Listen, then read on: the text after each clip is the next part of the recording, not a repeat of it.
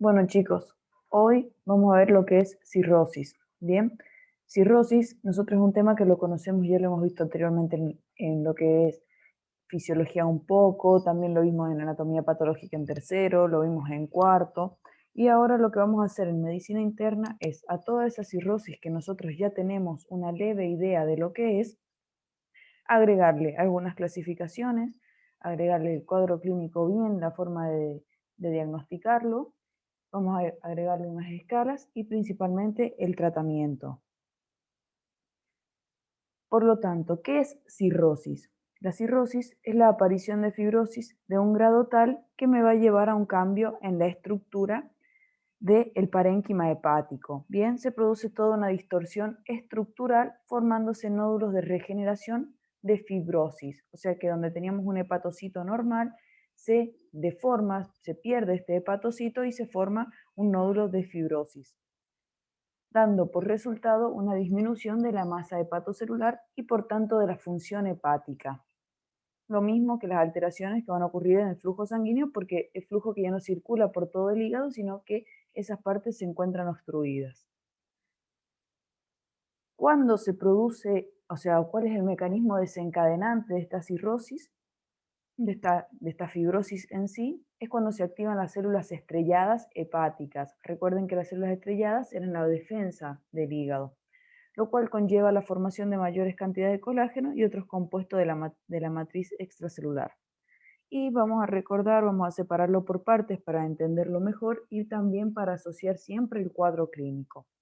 Cuando nosotros hablamos de funciones hepáticas, el hígado interviene en lo que es el almacenamiento de glucógeno, interviene en lo que es la síntesis de la vitamina A, de las proteínas, de los factores de la coagulación, además de la producción de la bilis, ¿sí? Entonces, cuando yo tengo una disminución de la función hepática, ¿dónde voy a buscar? ¿Cómo está su tiempo de coagulación, los KPTT, tiempo de protrombina? Vamos a buscar cómo está la albúmina, si hay una hipoalbuminemia. Vamos a buscar también cómo es la secreción biliar, si existe una hiperbilirrubinemia o no, etc. Entonces, toda esta clínica es la que me va a ir orientando hacia cómo está el paciente.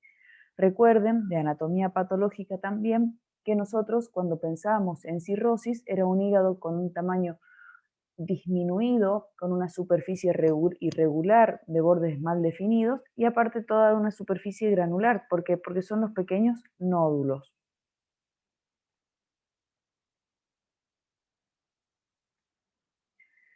Las causas de cirrosis son variadas. Vamos a tener desde el alcoholismo, que es la principal causa, hasta pasando por las hepatitis virales, las hepatitis autoinmunes, las esteatohepatitis no alcohólicas, la cirrosis biliar, que es la cirrosis biliar primaria, la colangitis esclerosante, las colangiopatías autoinmunitarias, las cirrosis cardíacas por una insuficiencia cardíaca, hepatopatías como es la hemocromatosis o la enfermedad de Wilson, la deficiencia de antitripsina alfa 1, la fibrosis quística y la cirrosis criptógena, o sea, aquella cirrosis de la que no conocemos la causa. Para dar un ejemplo breve, vamos a ver lo que es la cirrosis alcohólica, ¿sí? Que esta se da por un consumo crónico y excesivo de las bebidas alcohólicas que va a degenerar en diferentes tipos de hepatopatías, ya sea una hepatopatía, una hepatitis o la cirrosis propiamente sí. El consumo crónico de alcohol es el que lleva a una fibrosis sin una inflamación previa, siendo esta fibrosis de tipo centrolobulillar, pericelular o periportal. Una vez que esta fibrosis alcanzó cierto grado es cuando se destruye la estructura normal del hígado, sustituyéndose los hepatocitos por estos nódulos de regeneración.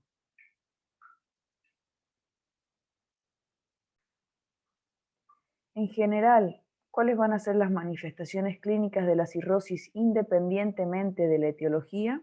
Síntomas no específicos, como son el dolor en cuadrante superior derecho por una inflamación de la cápsula de Gleason, fiebre, náuseas, vómitos, diarrea, anorexia, malestar general. El paciente suele referir a veces también una sensación de plenitud, como que come un poquito y ya está lleno. También puede cursar con ascitis, edema, hemorragia digestiva, también con ictericia, encefalopatía. Y en el examen físico vamos a encontrar telangiectasias, un eritema palmar, un crecimiento de la glándula parótida. Y si encontramos esto principalmente, debemos pensar en lo que va a ser una hepatitis alcohólica o una cirrosis alcohólica. Un paciente alcohólico, por ejemplo, tiene un crecimiento de la glándula parótida, una hiperplasia. ¿Y cómo la vamos a poner en evidencia? Vamos a presionar la mejilla sobre lo que va a ser la rama ascendente del maxilar inferior. Si cuando nosotros presionamos, el paciente siente que aumenta la saliva en el interior de su boca, ya estamos hablando de una hiperplasia de la glándula parótida. El laboratorio también nos va a ayudar a diagnosticar esta cirrosis. ¿Cómo lo vamos a hacer? Vamos a encontrar anemia, una plaquetopenia y principalmente vamos a evaluar lo que es función hepática. La bilirrubina total sérica puede estar aumentada o normal y sí vamos a encontrar tiempo de protrombina prolongado. ¿Por qué? Porque es un hígado que ya no está funcionando bien, por lo tanto no está sintetizando de manera adecuada las proteínas para la coagulación. Vamos a tener un aumento de la alanina aminotransferasa y un aumento de la aspartato aminotransferasa. ¿Cómo hago yo entonces diagnóstico, finalmente, de lo que es cirrosis? Mediante la clínica y el laboratorio. El tratamiento, si se trata de una cirrosis alcohólica, vamos a suspender el consumo de alcohol. Es fundamental que logremos en cualquier paciente con cirrosis, independientemente de la etiología, una buena hidratación y una buena nutrición. Vamos a tratar las complicaciones y a veces se puede utilizar lo que es la pentoxifilina oral para disminuir la producción del factor de necrosis tumoral. Lo importante siempre es tratar las complicaciones porque debemos darle al paciente una calidad de vida. Bien, la cirrosis como tal, esta degeneración fibrótica, ya no la podemos tratar, no podemos revertirla en su totalidad, pero sí podemos disminuir la velocidad con la que va aumentando, sacando el factor dañino, tratando las complicaciones, manteniendo la hidratación del paciente y utilizando también la pentoxifilina oral. Una de las etiologías que nosotros habíamos hablado recién en la hepatitis, en la cirrosis, que esto no lo toman, pero está bueno también que lo sepan, para pensarlo en las mujeres principalmente, es la existencia de la cirrosis biliar primaria. Se desconoce su causa, se da principalmente en mujeres de edad media, alrededor de los 50 años, y se caracteriza por inflamación y necrosis de los colangiocitos en las vías biliares de pequeño y mediano calibre. Esta inflamación es la que posteriormente me va a llevar a una inflamación del parénquima hepático. Hay un incremento notable en la concentración de bilirrubina y comienza con una insuficiencia hepática progresiva. Una vez que nosotros hemos diagnosticado ya la cirrosis, lo más importante es que nosotros también la clasifiquemos. ¿Por qué? Porque nosotros debemos informarle a este paciente cómo va a seguir su vida y debemos prepararlo y debemos tener un pronóstico. El pronóstico que vamos a utilizar es el pronóstico de la escala de Chill-Pugh. Esta escala es una escala de estadificación, es un sistema de estadificación que generalmente se usaba para evaluar cualquier hepatopatía. Ahora, actualmente, se lo usa para la cirrosis. ¿Cuáles son los puntos que nosotros vamos, o los parámetros que nosotros vamos a mirar para esta escala, para utilizar esta escala y determinar el pronóstico? Son todos parámetros que están relacionados con la función hepática. Vamos a utilizar lo que es ascitis, la bilirrubina, la albúmina, el tiempo de protrombina y la encefalopatía. ¿Esto es pregunta de examen? Sí, suele ser pregunta de examen. Caen suele decirte directamente como qué es la escala de Chill-Pugh o de Chill-Pugh, decímela o te la toman o cuáles son los parámetros, etc. Así que es importante que la sepamos. Por lo tanto, nosotros vamos a tener en ascitis, vamos a hablar, perdonen chicos. Cuando nosotros hablamos de ascitis, vamos a decir 1, 2 o 3. 1, una ascitis ausente, 2, una ascitis leve y 3, una ascitis moderada. ¿Cómo evalúo yo la ascitis? Al paciente le vamos a hacer la semiología, paciente acostado. Vamos a iniciar la maniobra de la onda ascítica. Recuerden, el apoyar una palma en un costado del abdomen y del otro lado imprimir mediante un movimiento metacarpofalángico la onda. Entonces, si yo percibo la onda ascítica de la onda de choque del otro lado, voy a decir, bueno, mi paciente tiene ascitis. También al paciente lo coloco de costado y si veo que hay movilización de líquido peritoneal, mi paciente tiene ascitis. Y por otro lado, porque el paciente puede llegar consultando justamente por asitis. No dice, hola, tengo asitis, pero dice, doctora, vengo porque tengo la panza muy grande. De repente tengo la panza muy grande, me siento muy hinchada y bueno, eso nos va a ir orientando. Primer parámetro, asitis, 1 ausente, 2 leve, 3 moderada. La bilirrubina la vamos a medir según miligramos por decilitro. Si es menor a 2, vamos a decir que es un punto. Si se encuentra entre 2 a 3 miligramos por decilitro, 2 puntos. Y si es mayor a 3, 3 puntos. La albúmina, que es la otra función hepática, vamos a medirla en gramos por decilitro. Si tenemos más de 3,5 gramos por decilitro de albúmina, un punto. Entre 2,8 a 3,5 gramos por decilitro, 2 puntos. Y si tenemos menos de 2,8 gramos por decilitro, hablamos de 3 puntos. Estos 3 puntos, ¿qué me está indicando? Una hipoalbuminemia, una disminución de la función hepática. Por otro lado, también vamos a tener lo que es el tiempo de protrombina, ¿sí? El tiempo de protrombina para evaluar los factores de la coagulación. Tenemos dos formas de medirla, contando los segundos o si no con el INR o RIN, que se llama también. Si tenemos un INR si tenemos un segundo sobre el control, o sea, la cantidad de segundos, entre 1 a 3 segundos, un punto. Entre 4 a 6 segundos, 2 puntos, y mayor a 6 segundos, 3 puntos. ¿Qué significa? Que la sangre demora más de 6 en coagularse. Luego tenemos la encefalopatía. Si el paciente cursa con una encefalopatía de grado 1 o 2, 2 puntos. Si es de grado 3 o 4, 3 puntos. Y si no cursa con encefalopatía, 1 punto. Nosotros, según lo que encontremos, ahí vamos a decir, bueno, sí, es ausente la citis, pero tiene la bilirrubina entre 2 y 3, y tiene encefalopatía entre 3 y 4.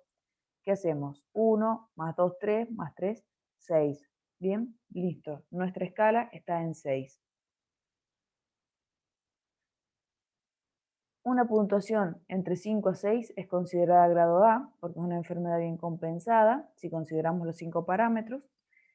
En cambio, si la puntuación es de 7 a 9, es un grado B, hay un compromiso funcional significativo, porque ya tenemos seguramente una citis leve, también tenemos un tiempo de coagulación aumentado, un tiempo de protrombina aumentado, una bilirrubina aumentada, una albúmina disminuida. Y si es de 10 a 15 es grado C, es una enfermedad totalmente descompensada, candidata a trasplante hepático. ¿Para qué me sirve este pronóstico? Para saber cuál es la calidad o la sobrevida de este paciente al año y a los 2 años, y también para evaluar la necesidad de un trasplante hepático y en qué tiempo se va a producir ese trasplante. Bueno, esto es lo que llevamos hasta el momento. Perfecto, mi paciente tiene cirrosis. Ajá, qué bajón, la verdad. Nosotros dijimos que cuando tratábamos la cirrosis, además de la buena nutrición, de la buena hidratación, etc., también teníamos que tratar las complicaciones. ¿Cuáles van a ser las complicaciones de la cirrosis? Una complicación importantísima que da la cirrosis es la hipertensión portal. Esta hipertensión portal a su vez va a cursar con varices gastroesofágicas, con una gastropatía hipertensiva portal, con una esplenomegalia y con un hiperesplenismo, con ascitis, y esta ascitis a su vez me puede dar una peritonitis bacteriana espontánea. Otra complicación de la cirrosis son los síndromes hepatorrenales, las encefalopatías hepáticas, el síndrome hepatopulmonar, la hipertensión portopulmonar, la desnutrición, los déficits en la coagulación, las coagulopatías, las osteopatías, las anomalías hematológicas, como ya vimos que aparecían en los análisis, como era la plaquetopenia, la anemia, puede cursar con trombocitopenia, neutropenia, hemólisis, etc. ¿En cuáles complicaciones nos vamos a centrar nosotros? En lo que es la hipertensión portal, ¿sí? Con sus complicaciones. Y ahora bien, ¿qué es la hipertensión portal? La hipertensión portal se define como la elevación del gradiente de presión venosa hepática mayor a 5 milímetros de mercurio, y se va a producir por una combinación de dos procesos hemodinámicos que ocurren en forma simultánea. Por un lado, hay un aumento en la resistencia intrahepática al paso del flujo sanguíneo a través del hígado como consecuencia de la cirrosis y de los nódulos regenerativos. Recuerden que la cirrosis es el reemplazo de la estructura normal del hígado por fibrosis. Entonces, nosotros en la estructura normal del hígado teníamos los espacios portales con el contenido de este portal, que era una arteria hepática, una vena hepática y el conducto biliar. Si nosotros tenemos que la arteria hepática se encuentra obstruida porque hay cirrosis, el flujo, la presión que tiene que hacer el flujo sanguíneo para atravesarlo es mayor, ¿bien? Por eso se produce este aumento en la resistencia intrahepática. Y por otro lado, también vamos a tener un incremento del flujo sanguíneo esplácnico. ¿Por qué? Porque se produce una vasodilatación en el lecho vascular esplácnico, o sea, en el vaso. Al vaso llega más sangre y recuerden ustedes que la vena porta estaba formada por lo que era el tronco espleno-mesentérico más la mesentérica superior.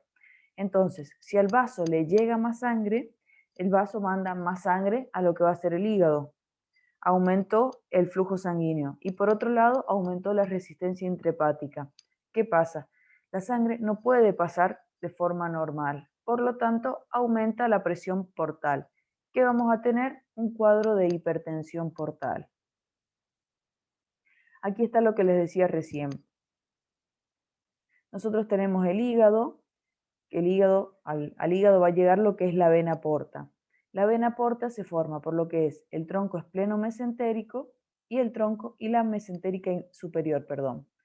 La mesentérica superior lo que trae o lo que va a drenar, por así decirlo, es todo intestino, ¿bien? Intestino delgado, colon ascendente y mitad derecha del colon transverso. O sea que toda esa sangre va a venir hacia acá.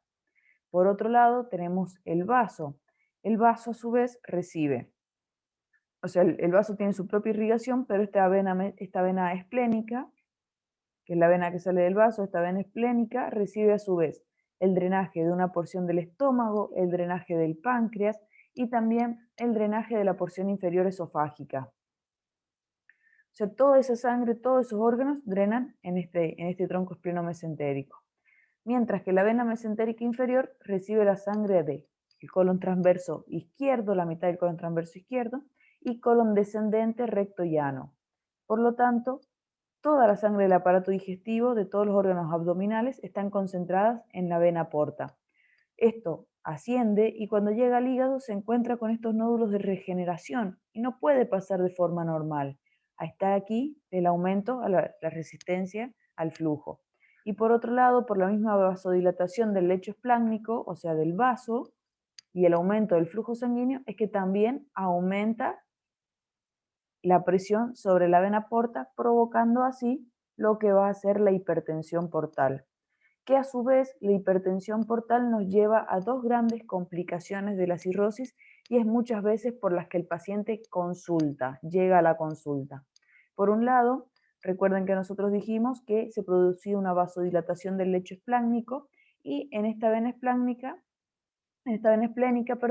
van a drenar lo que va a ser la porción esofágica inferior, ¿bien? Entonces, como se produce un aumento en la presión acá, más esta vasodilatación, ¿a dónde se va toda la sangre que está haciendo presión acá? Hacia un flujo retrógrado. ¿Y de acá a dónde va a salir? Hacia lo que va a ser esófago hacia arriba, produciendo las dilataciones tortuosas de las venas esofágicas, dando como resultado las varices esofágicas, que a su vez estas varices esofágicas ¿a qué me van a llevar? A una hemorragia digestiva alta. ¿Y por qué llega el paciente a la consulta por varices, por hemorragia digestiva alta? Llega vomitando sangre, listo, puede a veces ser la primera manifestación de una cirrosis. Y por otro lado vamos a tener lo que es la ascitis, por una diferencia entre los gradientes de presión que me va a producir un trasudado de líquido hacia lo que va a ser el espacio peritoneal. Bien, esas son las dos complicaciones principales. Varices esofágicas y ascitis es complicación de la hipertensión portal, que a su vez la hipertensión portal es complicación de la cirrosis. Es por esta misma causa, por esta misma vasodilatación, por este aumento de la hipertensión portal, que el paciente a veces puede cursar con la famosa cabeza de medusa o la dilatación de las venas a nivel abdominal. ¿Cómo vamos a clasificar la hipertensión portal? La hipertensión portal, la vamos a clasificar según dónde se encuentre el origen de esta hipertensión. porque puede ser una hipertensión prehepática, o sea, antes de que llegue al hígado, por ejemplo, una trombosis de la vena porta, una trombosis de la vena esplénica, una esplenomegalia masiva. Puede ser de causa hepática, como es la propiamente dicha por la cirrosis. Puede ser también porque hay una esquistosomosis, una fibrosis hepática, una hepatitis alcohólica, una obstrucción sinusoidal.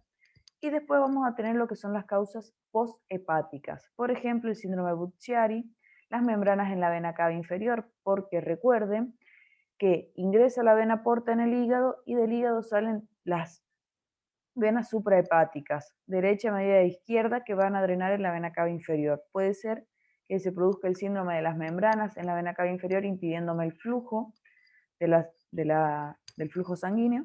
Y las causas cardíacas, como son las miocardiopatías restrictivas, las insuficiencias cardíacas congestivas, la pericarditis constrictiva, etc. Todas esas son causas de hipertensión portal. ¿Cuál es la que a nosotros nos está interesando en este momento? La causa hepática, porque está dada por la cirrosis. Las manifestaciones clínicas de la hipertensión portal van a ser, como les dije recién, las complicaciones, las varices gastroesofágicas, la hemorragia, la presencia de ascitis, el hiperesplenismo, la plaquetopenia, la esplenomegalia. Y ahora sí vamos a ver lo que son las varices esofágicas principalmente. Nosotros nos llega nuestro paciente con cirrosis. Bueno, listo, tenemos un paciente con cirrosis. Yo sé, porque estudié cirrosis, y ustedes también lo saben ahora, que mi paciente con cirrosis en algún momento de su enfermedad va a desarrollar las varices esofágicas, que pueden o no llevar a una hemorragia, pero que van a estar presentes. Entonces, yo tengo que prevenir esa hemorragia digestiva, porque es la hemorragia digestiva lo que me va a matar al paciente. Yo tengo que prevenir esa hemorragia, lo que se logra utilizando los métodos de diagnóstico, ¿bien? El famoso segundo nivel de lo que va a ser la prevención en los niveles de salud, que a ustedes tanto les gusta salud pública. Bien, el diagnóstico oportuno o el diagnóstico precoz. ¿Nosotros qué vamos a hacer para llegar a este diagnóstico precoz? Una endoscopía digestiva alta. Entonces nosotros cuando hacemos la endoscopía vamos a buscar el tamaño y la ubicación de la varice y los estigmas endoscópicos. ¿Qué son estos estigmas endoscópicos? Que nosotros veamos en la mucosa esofágica una manchita roja cardenal, o sea, un rojo fuerte. Que veamos un eritema, que veamos si no algún color azulado, y manchas rojo cereza o manchitas blancas en pezón. Cuando nosotros decimos manchas rojo cereza o manchas blancas en pezón, es que si no es en el pezón mamario, sino que es en la superficie esofágica, se observa en la mucosa esofágica se observa una superficie mamelonada, semejante a un pezón, que va a presentar puntitos blancos o manchitas rojo cereza, rojo fuertes. Eso me indica que en ese lugar hay una varice esofágica. ¿Qué tengo que hacer yo? Inmediatamente tratarla. Ya vamos a ver cómo la tratamos. El diagnóstico, la clínica de esta varice esofágica puede ser por la misma hipertensión portal, que viene con la trombocitopenia, la esplenomegalia, etc. O la clínica principal de las varices esofágicas, ¿cuál va a ser? La hemorragia digestiva alta. El tratamiento, pues tenemos dos formas de tratar las varices esofágicas. Una vez que nosotros ya tenemos la hemorragia digestiva alta instalada o haciendo la profilaxis. Hacemos la profilaxis primaria con la administración de antagonistas adrenérgicos beta. Bien, por ejemplo, propanolol. Yo les había dicho que nosotros tenemos que manejar bien los fármacos, bien, porque vamos a leer esto de antagonistas adrenérgicos beta, vamos a leer, como ya vimos en asma, los LABA, los ABA, etc. Tenemos que saber bien cuáles son. ¿Con qué hacemos la profilaxis? Con propanolol. O también mediante lo que es la ligadura de las varices con las bandas elásticas o con unos clips. Se ponen unos clips como si fueran esos que vienen para sujetar las dos medias. Cuando ustedes compran medias que vienen esos clips y sujetan las dos medias juntas, bueno, así se ponen unas. O también las bandas elásticas, que son como unos colines o como unos elastiquines que ustedes los ponen y eso cierra la varice, la corta, por así decirlo. Y si nosotros tenemos un paciente que viene con una hemorragia, que viene con una hemorragia digestiva alta, que viene sangrando, principalmente lo que vamos a hacer es al paciente lo internamos, le hacemos una vía periférica de gran calibre, una o dos vías periféricas de gran calibre y comenzamos la instilación de solución fisiológica. Bien, empezamos a pasar un suerito. ¿Por qué? Porque nosotros debemos reponer o mantener la volemia así de entrada mientras vamos evaluando la cantidad de sangre que ha perdido el paciente, su función hepática y también la necesidad o no de transfusiones sanguíneas. Luego vamos a utilizar vasoconstrictores, como puede ser la somatostatina o algún octreótido, para que se contraiga esta vena, este vaso y deje de sangrar, y a partir de ahí vamos a hacer el tratamiento endoscópico que consiste en la ligadura de la varice mediante el uso de las bandas elásticas. ¿Vamos bien hasta ahí, chicos? Perfecto. Otra de las complicaciones de la hipertensión portal habíamos dicho que era la ascitis. La ascitis es la acumulación de líquido en la cavidad peritoneal. Generalmente, la causa más frecuente de ascitis es la hipertensión portal a causa de cirrosis. Pero el paciente puede tener ascitis por un tumor, por un tumor ya sea de ovario, por un tumor de hígado, por una metástasis, puede tener ascitis también por una insuficiencia cardíaca congestiva, etc. Pero, ¿cuál es la principal causa de ascitis? La cirrosis. La presencia de hipertensión portal, que es la que nos lleva a la ascitis, contribuye a la aparición de ascitis en los pacientes cirróticos. Hay un incremento en la resistencia intrahepática que va a producir un aumento en la presión portal. Esto también nos lleva a una vasodilatación del sistema arterial espláncnico, que produce, por lo tanto, un aumento en la afluencia venosa portal, o sea, un aumento del flujo sanguíneo a nivel del tronco espleno-mesentérico y, por lo tanto, de la vena porta.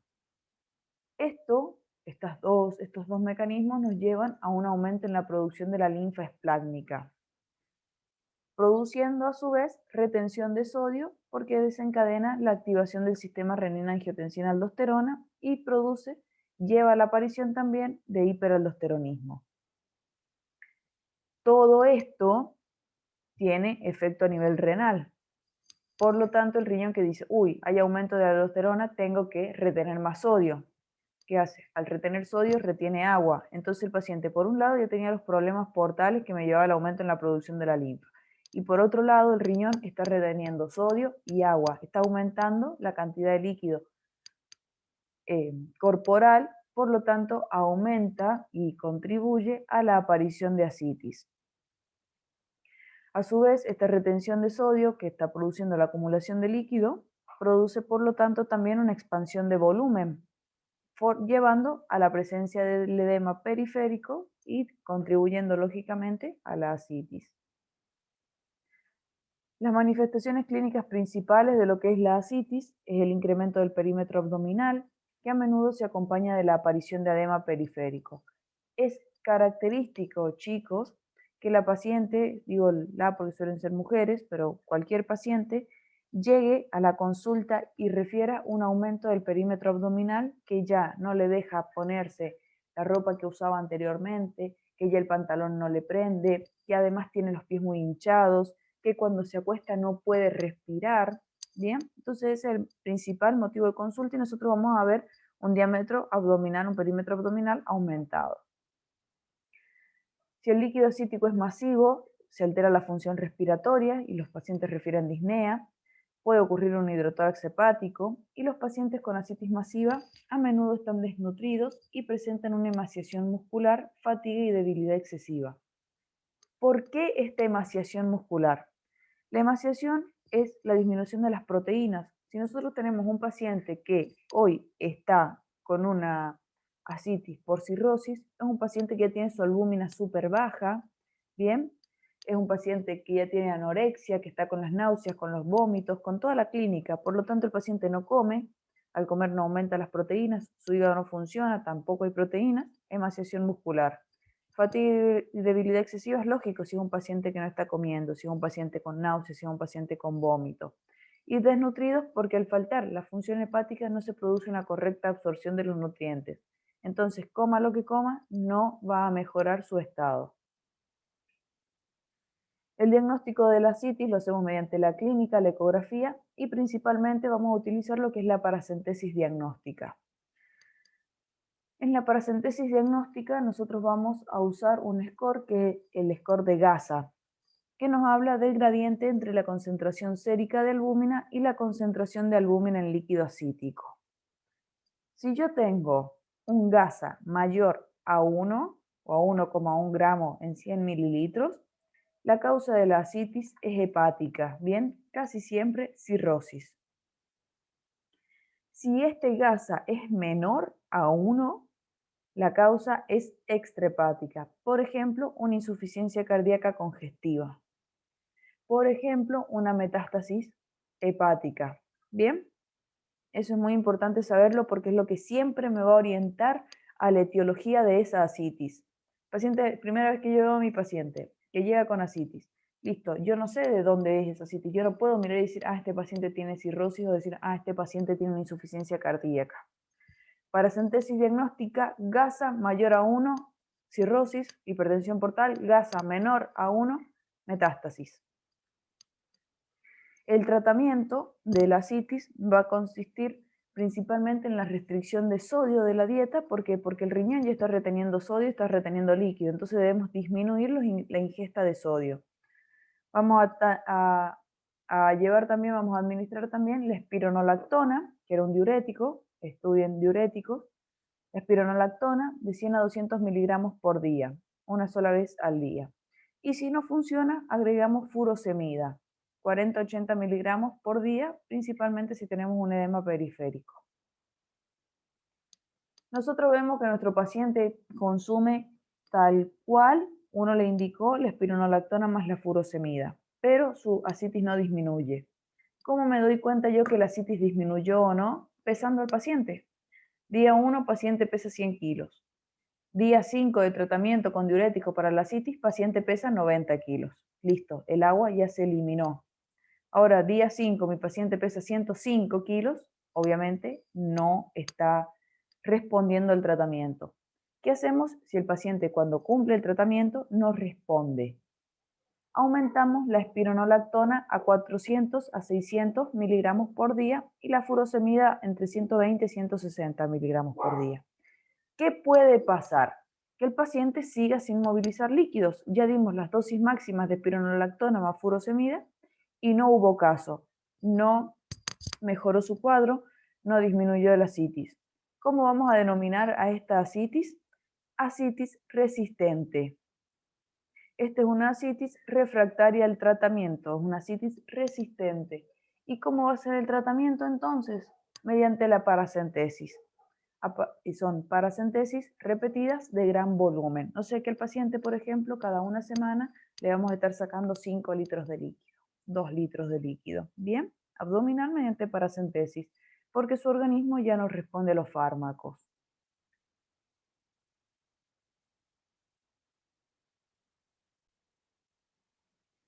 Otra de las complicaciones que dijimos era la encefalopatía hepática. La encefalopatía hepática puede ser causa de cirrosis, o sea, puede ser consecuencia o una complicación de la cirrosis, puede ser también que se dé por alguna hepatitis, por alguna hepatopatía, ¿bien? Entonces, cuando nosotros hablamos de la encefalopatía hepática, no la hablamos solamente desde el punto de vista de la cirrosis, sino que en general como un tema en general. ¿Por qué nos puede dar una encefalopatía hepática, por ejemplo? Por una intoxicación con AINES, por una intoxicación con paracetamol. Por lo tanto, la encefalopatía hepática es la alteración del estado mental y es la alteración en el estado mental y en el funcionamiento cognitivo que se presenta en pacientes con insuficiencia hepática. La insuficiencia hepática igual puede ser de diversa causa, puede ser hasta por un cáncer de hígado. ¿Qué vamos a encontrar en la encefalopatía hepática? A nivel de las imágenes, edema cerebral, y los pacientes pueden estar confusos o mostrar un cambio en la personalidad.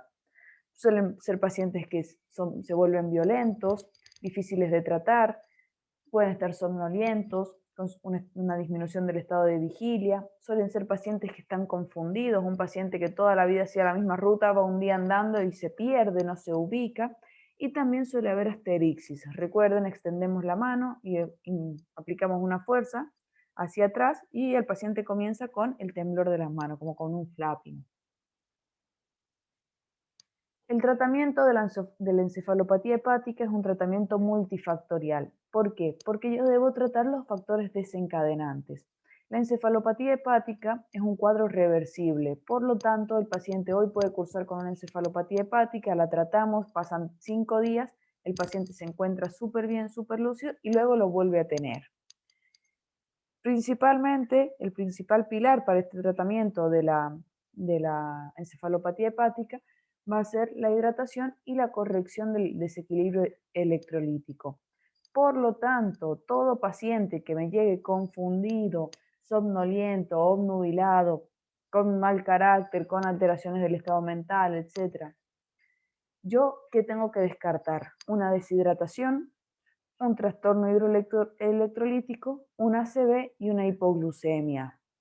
Entonces, lo primero que hago, glucotest, solicito ionograma, vamos a evaluar el estado de hidratación y bueno, lógicamente vamos a hacer la clínica, la semiología para lo que es justamente esto el ACV, perdón, para ver el ACV.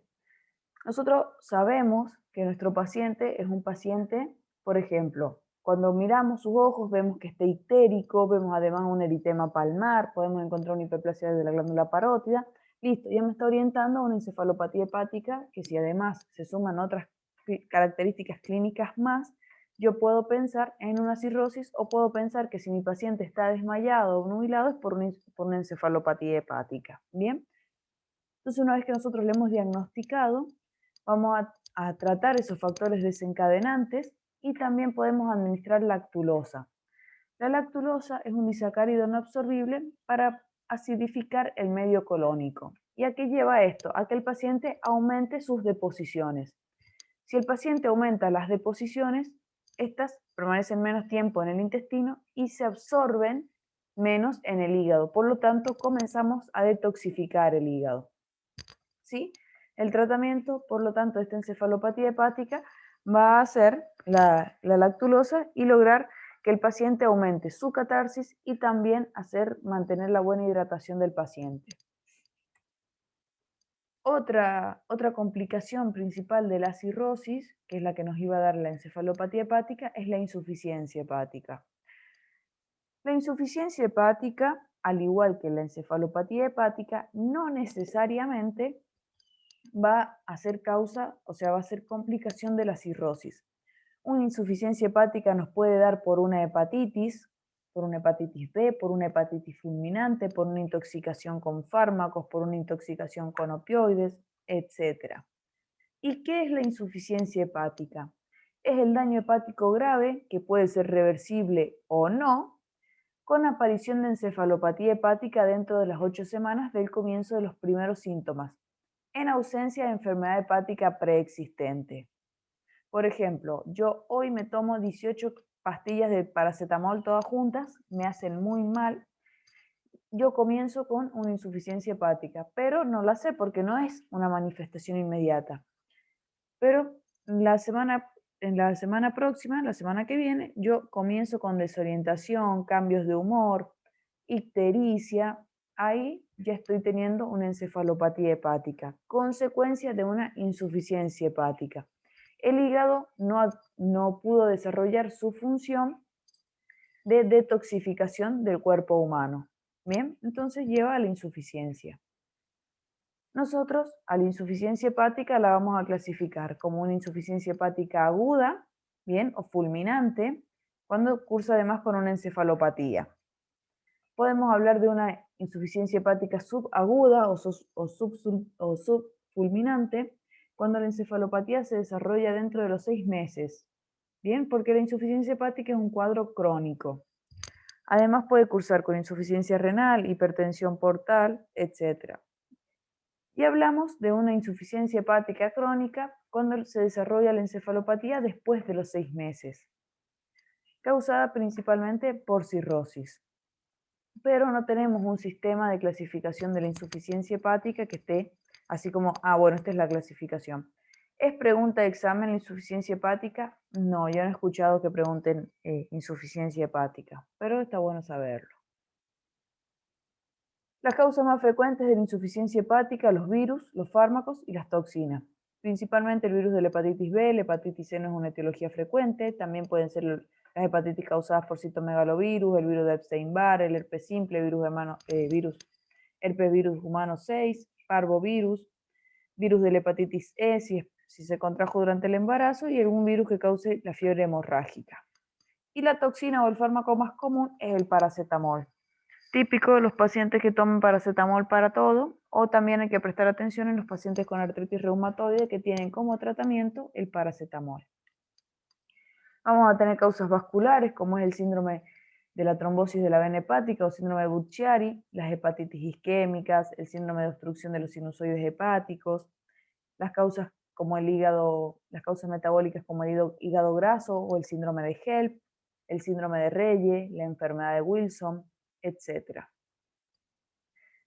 Las manifestaciones clínicas de la insuficiencia hepática están dadas más que nada por lo que va a ser la encefalopatía. Bien, la alteración del estado mental, puede también cursar ahora con los trastornos de la coagulación como es el sangrado, las púrpuras, también cursar con aumento de los pigmentos biliares, por lo tanto va a cursar con ictericia y también cursar con ascitis.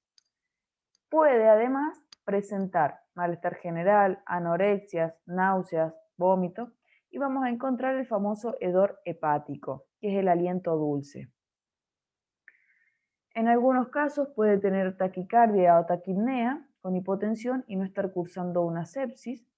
Y si tenemos un edema cerebral muy marcado, el paciente puede estar obnubilado o en coma, cursar con una hipertensión, pero estar bradicárdico. El diagnóstico de la insuficiencia hepática lo hacemos mediante el análisis, mediante el laboratorio, donde vamos a encontrar una prolongación del tiempo de protrombina y manifestaciones clínicas de la encefalopatía, hay aumento de las aminotransferases y aumento de la bilirrubina, y siempre debemos encontrar la causa de esta insuficiencia hepática. Yo siempre que trato una enfermedad, siempre que nos llegue un paciente, ¿qué tenemos que hacer? Lo tratamos bien, pero sí o sí buscar la causa. Sí o sí la causa. ¿Por qué mi paciente tiene insuficiencia hepática? ¿Por qué tiene una encefalopatía hepática? ¿Es cirrosis? ¿Es aumento del consumo de paracetamol? ¿Es un citomegalovirus? ¿Es una hepatitis B? ¿Qué es? Porque es lo que me va a llevar a que yo detenga este proceso, que pueda curar y controlar la enfermedad. ¿Cuándo vamos a sospechar una insuficiencia hepática aguda?